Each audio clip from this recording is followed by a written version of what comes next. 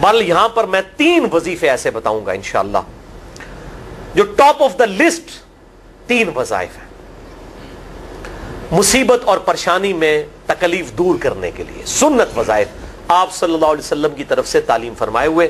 ان میں سے پہلا وظیفہ یہی جس کا قرآن میں بھی ذکر آ گیا کہ جو ان الفاظ کے ساتھ ہمیں پکارے گا، اللہ تعالیٰ فرماتا ہے کذالک ننجی المؤمنین، ہم اہل ایمان کو بھی نجات دیں گے اس طریقے سے، صرف یونس کو نہیں، اہل ایمان کو بھی. چنانچہ اسی کانٹیکسٹ میں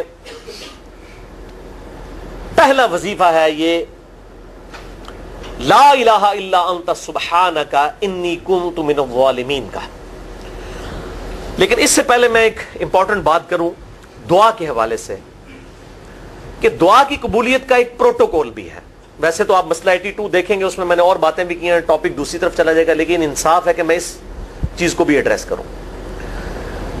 جامعہ ترمذی میں صحیح سند کے ساتھ یہ حدیث موجود ہے، انٹرنیشنل نمبر کے مطابق 593 نمبر حدیث ہے، اور یہ حدیث مشکات میں آپ کو پہلی جلد میں درود شریف والے چیپٹر میں بھی مل جائے گی. اور مشکات کو میں نے ڈکلیئر کیا ہے مشکات از دا انسائکلوپیڈیا آف حدیث، یعنی آپ کو جتنی حدیثیں سکیٹرڈ فارم میں ملیں گی کتب ستہ اور اس سے بھی باہر 13 کتابوں میں، مشکات میں آپ کو مل جائیں گی. میں نے اس لیے مشکات پہ پورا لیکچر ریکارڈ کروا دیا ہے، مسئلہ نمبر 111B کے عنوان سے مشکات المصابیح کا مکمل تعارف، وہ ضرور دیکھیں. یعنی مشکات 3 جلدوں میں آپ لے لیں تو انسائکلوپیڈیا آف حدیث آپ کے پاس آ گیا. 6294 احادیث ہیں، اور اس میں چونکہ احادیث کی تکرار نہیں ہے تو کتب ستہ اس کے علاوہ بھی 12-13 کتابیں جو ہیں اس میں کور ہیں، اس میں بھی یہ حدیث موجود ہے. جامعہ ترمذی میں انٹرنیشنل نمبر کے مطابق 593 نمبر. سیدنا عبداللہ ابن مسعود رضی اللہ تعالیٰ عنہ کہتے ہیں کہ ایک دفعہ میں آپ صلی اللہ علیہ وسلم کی موجودگی میں نماز پڑھ رہا تھا، اور سیدنا ابو بکر اور عمر رضی اللہ تعالی عنہما وعلیہم السلام وہ بھی وہاں پہ موجود تھے. میں نماز کے جب یعنی کہ تشہد میں بیٹھا، میں نے اللہ کی حمد کی، التحیات للہ والصلوات والطیبات، اس کے بعد درود پڑھا، اور اس کے بعد میں نے دعا مانگنا شروع کی تو آپ صلی اللہ علیہ وسلم نے ارشاد فرمایا سل تعطا، سل تعطا، مانگ تجھے دیا جائے گا، مانگ تجھے دیا جائے گا. یعنی جو درود شریف اور ذکر کے ذریعے متوجہ ہوتا ہے اللہ تعالیٰ اس کی دعا قبول کرتا ہے. اور پھر ابن مسعود ادھر ہی روایت کرتے ہیں، ساتھ ہی جامعہ ترمذی میں دوسری حدیث ہے صحیح سند کے ساتھ کہ ایک شخص آیا، اس نے جو ہے وہ نماز کے دوران حمد و درود کے بغیر ڈائریکٹ اللہ سے مانگنا شروع کر دیا. تو جب وہ فارغ ہوا آپ صلی اللہ علیہ وسلم نے اسے بلا کر کہا کہ سائل تو نے مانگنے میں جلدی کی، تجھے چاہیے کہ جب دعا مانگنے لگے پہلے اللہ کی حمد بیان کر، پھر مجھ پر درود پڑھ، اور پھر اللہ کی طرف متوجہ ہو. اور اس حدیث میں آتا ہے کہ ایک اور شخص آیا، یعنی ابن مسعود وہ خود تھے، اور اس نے اللہ کی حمد اور درود کے ذریعے دعا مانگی تو آپ صلی اللہ علیہ وسلم فرمایا سل تعطا، سل تعطا، مانگ تجھے دیا جائے گا، مانگ تجھے دیا جائے گا. درود شریف پہ میں الگ سے بھی لیکچر دے چکا ہوں، مسئلہ نمبر 56 کے عنوان سے 2 گھنٹے کی گفتگو ہے.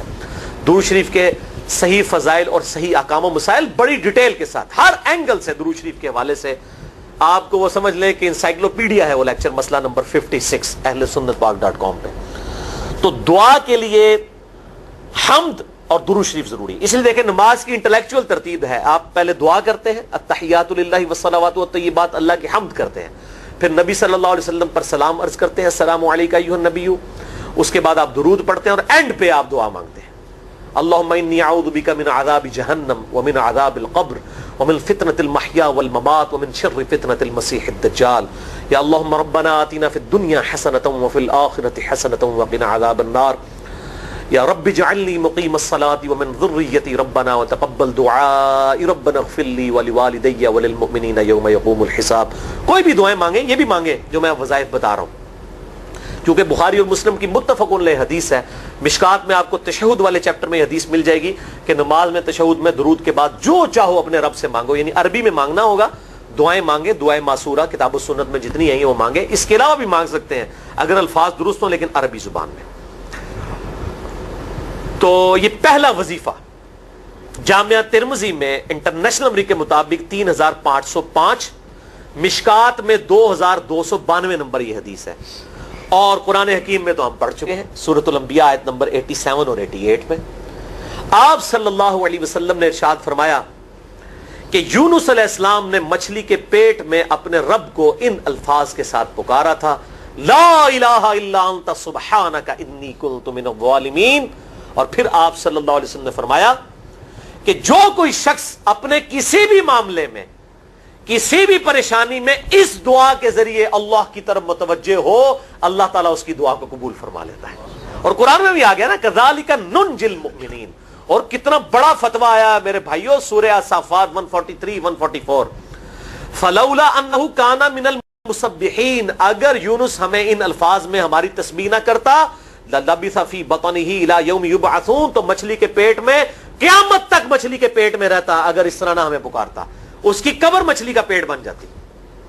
یعنی یہ اتنا عطاب, اور وہ دور ہو گیا اس دعا سے, بہت بڑا اسماء اعظم میں سے ہے. تو یہ بہترین دعا, بہترین وظیفہ, اسماء اعظم میں سے بہترین چیز, اور سب سے بڑھ کر جو میں نے بات کی کہ بہترین استغفار, اللہ سے توبہ مانگنے کا بہترین ذریعہ.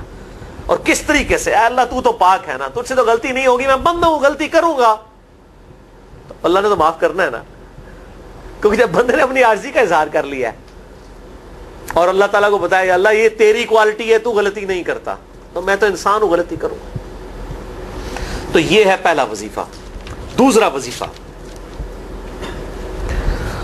وہ بھی جامعہ ترمذی میں انٹرنیشنل نمبر کے مطابق 3524 نمبر حدیث ہے, لیکن ترمذی کا طریق جو ہے وہ ضعیف ہے.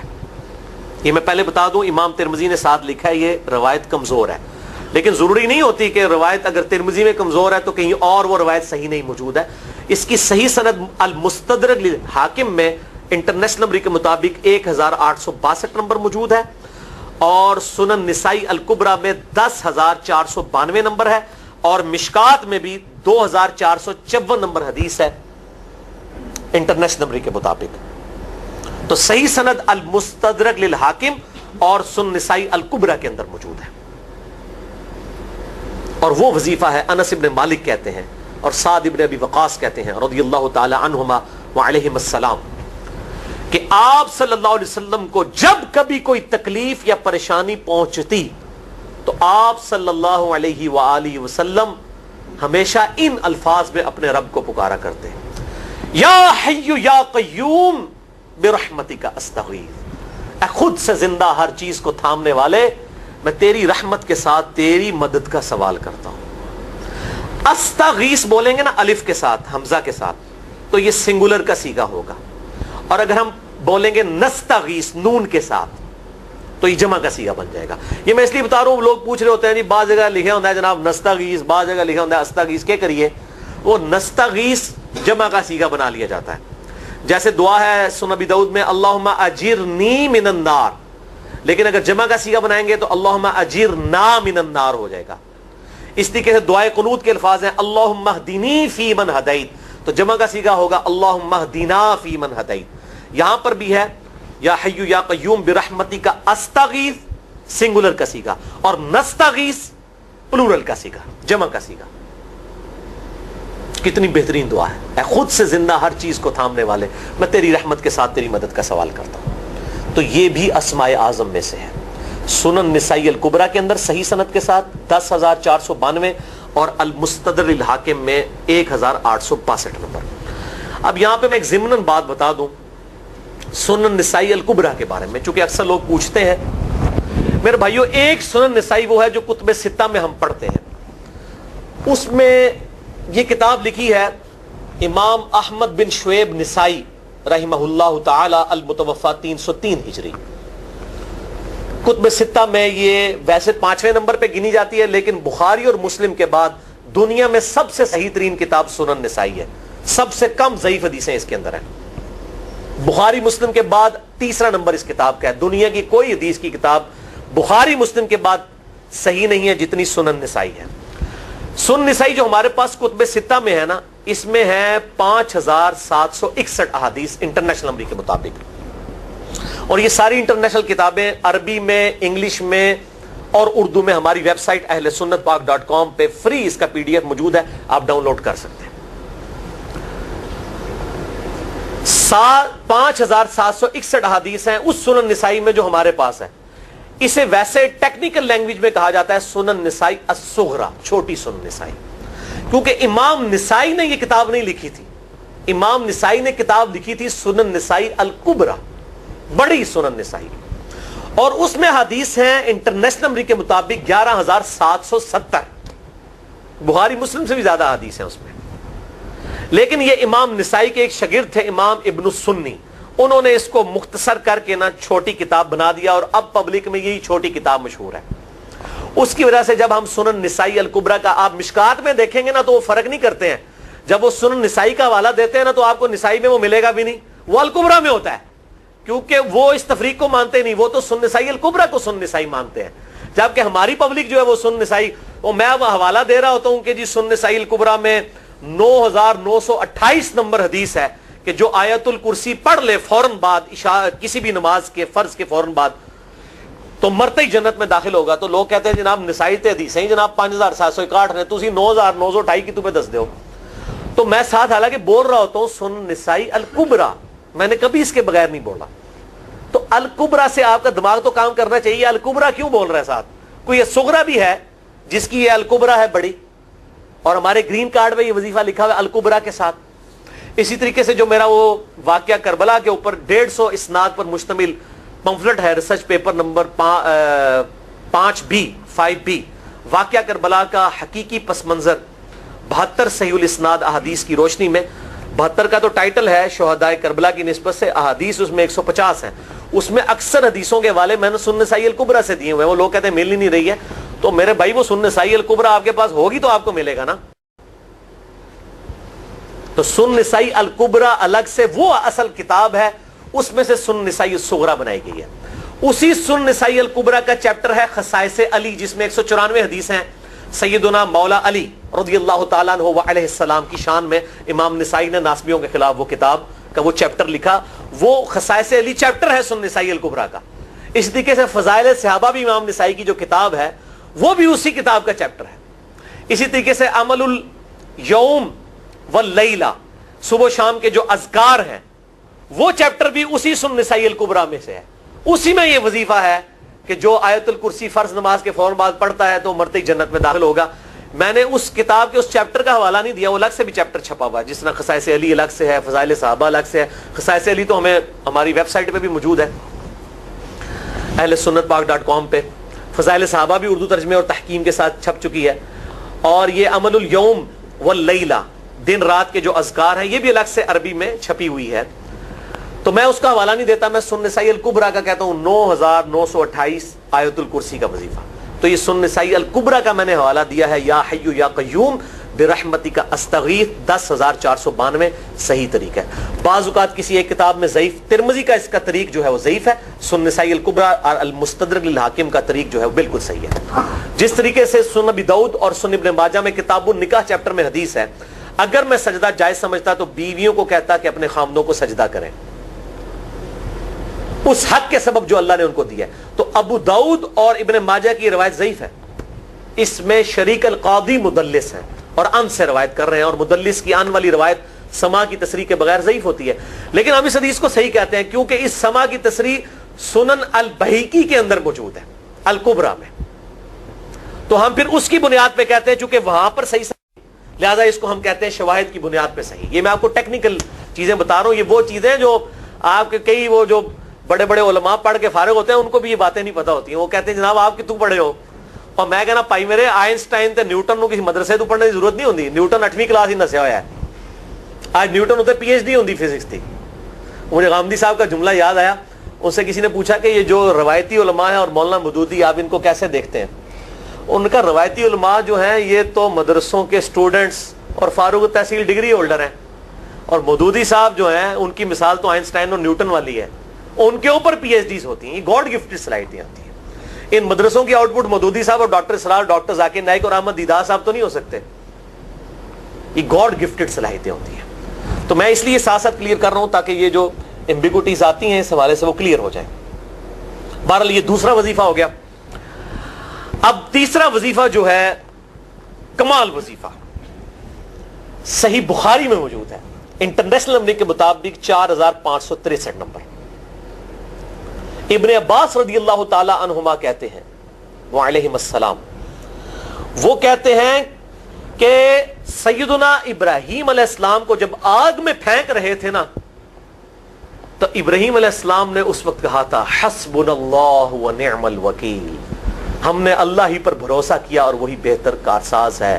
اور تمہارے نبی صلی اللہ علیہ وسلم کو بھی جب مصیبت اور پریشانی آتی تھی وہ بھی پڑھا کرتے تھے حسبنا اللہ و نعم الوکیل، ہم نے اللہ ہی پر بھروسہ کیا اور وہی بہتر کارساز ہے. اس کے بعد وہ شعر جو بنا دیا نا نعم المولا و نعم النصیر، ویسے الگ سے آیت ہے، الگ سے آیت ہے، لیکن یہ شعر نہیں بنانا، بس اتنا ہی وظیفہ ہے حسبنا اللہ و نعم الوکیل. اور یہ جو انہوں نے کہا کہ نبی صلی اللہ علیہ وسلم بھی یہ کہتے تھے، اس کا ذکر الحمدللہ قرآن میں بھی موجود ہے، اس سے بھی بڑھ کر سورہ آل عمران کی 173 نمبر آیت میں ہے کہ جب نبی صلی اللہ علیہ وسلم اور اہل ایمان کو یہ خبر پہنچی کہ کافر ان کے خلاف سازشیں کر رہے ہیں، تو نبی اور اہل ایمان نے پکارا حسبنا اللہ و نعم الوکیل. تو حسبنا اللہ و نعم الوکیل قرآن کی آیت بھی ہے، اور یہ ہے وہ آیت، وظیفہ قرآن میں آیا ہوا ہے یہ آل عمران 173 اور صحیح بخاری 4563. اور مجھے بڑا وجد آیا کہ ابراہیم علیہ السلام کو جب آگ میں پھینکنے لگے تھے انہوں نے اس وقت اللہ کو ان الفاظ کے ساتھ پکارا حسبنا اللہ و نعم الوکیل. اچھا یہ جتنے بھی وظیفے ہیں نا میرے بھائیوں، ان کا فائدہ اسی وقت ہے جب آپ کو ترجمہ بھی ان کا آتا ہوگا، ورنہ آپ روزانہ جتنی مرضی تسبیح کھینچتے رہے کوئی فرق نہیں پڑے گا. اس لیے میرا ایک پرسنل مشورہ ہے کہ جب بھی یہ وظیفے پڑھے نا آپ، اردو ترجمہ بے شک آتا بھی ہو رہا ہے، ایک دفعہ اپنی زبان میں اس کو ریپیٹ کریں. یعنی آپ پڑھیں حسبنا اللہ و نعم الوکیل، میں نے اللہ ہی پر بھروسہ کیا اور وہی بہتر کارساز ہے. آپ دیکھیں یہ صوت القرآن چینل میں جب وہ عربی چل رہی ہوتی ہے، جیسے ہی وہ مراج الدین خان کا ترجمہ شروع ہوتا ہے نا، کیسے کب کبھی تاری ہو جاتی ہے، کیونکہ ہماری زبان میں بات ہو رہی ہوتی ہے نا. ابھی ابھی تو نہیں قیام اللیل میں رو رہے ہوتے، ان کی زبان میں بات ہو رہی ہوتی ہے، اپنی زبان کا اثر ہوتا ہے. اسی طریقے سے آپ لا الہ الا انت سبحانک انی کنت من الظالمین، یا حسبنا اللہ و نعم الوکیل، یا حی یا قیوم برحمتک استغیث، جو بھی وظیفے پڑھیں نا، ایک دفعہ ان وظیفوں کو جب آپ الگ سے دعا مانگ رہے ہوں اس وقت اس کو آپ اپنی زبان میں بھی دہرائیں. اور اس کے لیے کوئی تسبیح نہیں کھینچنے کی ضرورت کہ آپ نے اتنے 100 دفعہ پڑھنا ہے. تسبیح تو ویسے ٹھیک ہے، وہ آپ استعمال کر سکتے ہیں، لیکن آپ چلتے پھرتے اٹھتے بیٹھتے ہر وقت جس حالت میں بھی، اور صحیح مسلم میں حدیث ہے کہ یہ جو وظائف ہیں ان کے لیے تو کوئی وضو بھی کیا، غسل بھی پروٹوکول نہیں ہے. ہم عائشہ کہتی ہیں نبی صلی اللہ علیہ وسلم حالت جنابت میں بھی اللہ کو یاد کر لیا کرتے تھے. صحیح مسلم میں حدیث موجود ہے، جنابت والے چیپٹر میں، ہر حال میں اللہ کو یاد کرتے تھے. اور جو قرآن میں بھی دعائیں یا اذکار آئی ہیں نا، جب آپ حالت جنابت میں بھی اس کو کریں گے نا تو اس پہ قرآن کا حکم نہیں لگے گا. تو جامعہ ترمذی اور ابو داؤد میں جو حدیث ہے کہ حضرت علی کہتے ہیں نبی صلی اللہ علیہ وسلم کو حالت جنابت کے علاوہ کوئی اور حالت قرآن پڑھنے سے مانے نہیں ہوتی تھی، تو اس سے مراد قرآن کی تلاوت ہے. اگر قرآن کی دعائیں جیسے ہیں بسم اللہ الرحمن الرحیم، یہ بھی تو قرآن ہے، سبحان اللہ بھی تو قرآن ہے، الحمدللہ بھی تو، یہ اذکار جو ہے نا جب آپ اذکار کی نیت سے پڑھ رہے ہوں گے پھر یہ قرآن نہیں شمار ہوں گے، ذکر شمار ہوں گے. اور اس کے لیے نہ وضو پروٹوکول ہے اور نہ غسل کا ہونا ضروری ہے، ہر حال میں اللہ کو یاد کریں. تو یونس علیہ السلام نے کتنے یاد کیتا ہے؟ فی الظلمات، مچھلی کے پیٹ میں، جہاں نہ کوئی اگربتی تھی اور تعفن پھیلا ہوا تھا اور اندھیرا ہی اندھیرا تھا. یہاں پہ وہ جناب کس طرح وہ روشن کرتے ہیں، پھر 1.25 دفعہ پڑھواتے ہیں. یعنی میں بتا رہا ہوں آدھا سچ بڑا خطرناک ہوتا ہے. یعنی آیت کریمہ کی اصلیت تو موجود ہے کتاب و سنت میں، لیکن آدھا جو سچ جھوٹ ساتھ ملا لیا نا اس کی وجہ سے سارا بیڑا غرق کر دیا ہوا. اور بجائے یہ کہ لوگوں کو یہ وظیفہ بتایا جائے کہ اٹھتے بیٹھتے چلتے پھرتے اللہ کو ان الفاظ میں یاد کریں، اس کو انہوں نے کوئی اور ہی رنگ دے دیا ہوا ہے اور اس کو 1.25 دفعہ ختم اور پتہ نہیں کیا کچھ بنا دیا ہوا ہے. تو یہ 3 وظائف تھے بڑے اہم اس حوالے سے، اور میں نے اس کو ضروری سمجھا کہ میں یہ ضرور بتا دوں تاکہ لوگ اس پہ ایجوکیٹ ہوں، ان وظائف کو کریں. اور مسئلہ نمبر 82 میرا الگ سے میرے بھائیوں ریکارڈ ہے. مسئلہ نمبر 82 اسماء اعظم اور دعا کی قبولیت سے متعلق جتنی بھی چیزیں ہیں میں نے اس میں بڑی ڈیٹیل کے ساتھ الحمدللہ کئی اور وظائف بھی بتائے ہیں، لیکن اب وہ اتنے وظائف کوئی جمع کرنے کی ضرورت نہیں ہے. موٹے موٹے 3 وظیفے جو بتا دیے انہی کو اگر کوئی لے لے اپنی دعاؤں میں انہی وظائف کو کرے تو اللہ تبارک و تعالی ہر معاملے میں جو ہے وہ انشاءاللہ تعالی کفایت فرمانے والا ہے.